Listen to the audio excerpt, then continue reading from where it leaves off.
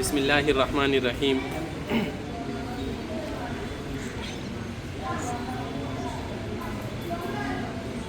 غزوہ موتا میں جب صحابہ رضی اللہ عنہم اجمعین جانے لگے تو لوگوں نے ان جانے والوں کو خیر و سلامتی کے ساتھ واپسی کی دعائیں دینی شروع کی۔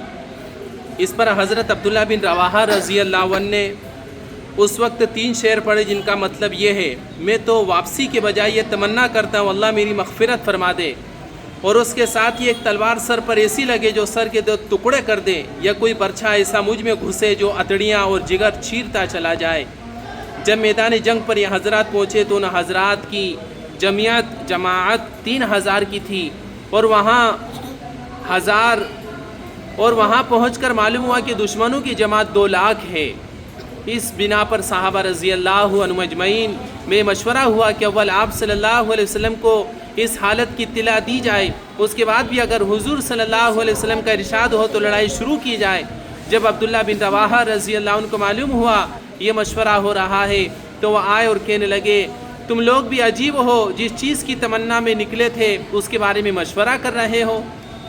تم تو محض شہادت کی طلب میں نکلے ہو۔ ہم نے کبھی بھی سامان اور قوت اور تعداد کے بھروسے پر جنگ نہیں کی، ہم نے ہمیشہ صرف مذہب اسلام کی قوت پر جنگ کی ہے۔ اٹھو اور میدان میں چلو، 2 حال سے خالی نہیں، یا غلبہ اور فتح، جیت یا شہادت، اور ہمارے لیے دونوں چیزیں اعزاز ہی ہیں۔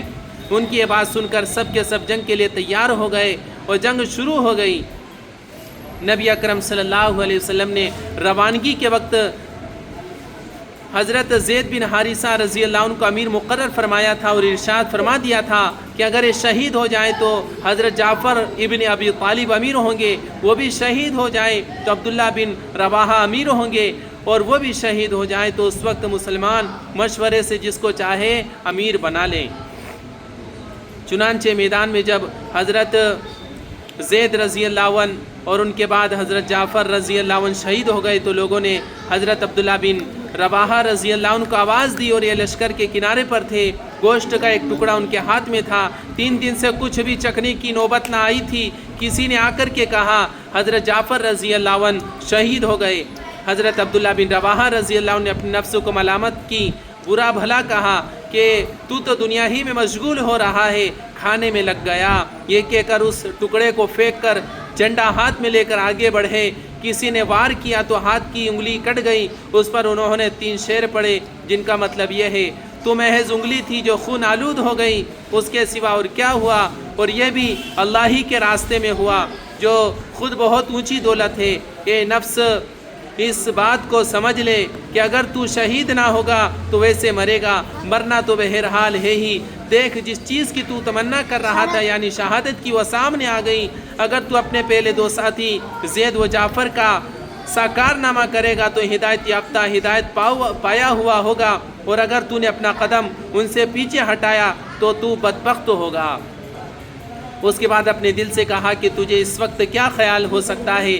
اگر بیوی کا خیال آ سکتا ہے تو اس کو 3 طلاق، اگر غلاموں کا خیال آ سکتا ہے تو وہ سب آزاد، اور اگر اپنا باغ یاد آ سکتا ہے تو اللہ کے لیے صدقہ ہے۔ اے نفس، کیا تو جنت کو پسند نہیں کرتا؟ خدا کی قسم تو اس کی طرف چل کر رہے گا، خوشی سے چل یا زبردستی سے۔ تو نے بہت زمانہ اطمینان کا گزار لیا ہے، اب کیا سوچتا ہے؟ اپنی حقیقت کو تو سوچ، تو نطفہ کا ایک قطرہ تھا۔ غرض اس سوچ کے بعد حضرت ابن رواحہ رضی اللہ عنہ بڑھے ہیں اور شہید ہو گئے۔